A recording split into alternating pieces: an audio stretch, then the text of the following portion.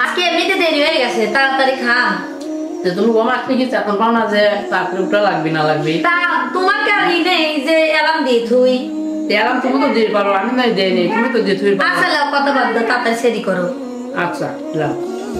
ডাল খাচ্ছে আসা মা বাবা খাচ্ছে, আমিও খাবো। না আমি রোজা রাখবো। বাবা তুমি রোজা রাখবা?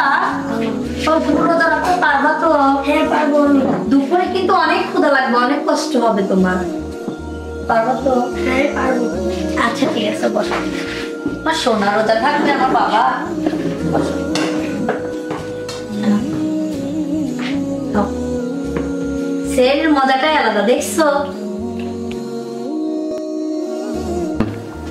উফ, গরম চেষ্টা করছে, গলা শুকিয়ে যাচ্ছে।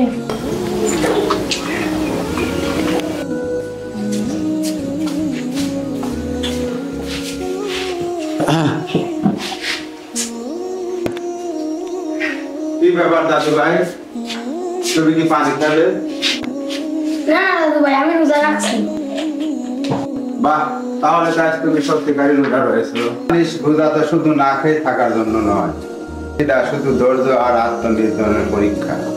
মানে মানে শুধু খাওয়ার থেকে দূরে থাকলে রোজা হয় না, মানে মিথ্যা বলা, মানুষের সাথে বেয়াদবি করলে তাকে রোজা বলা হয় না।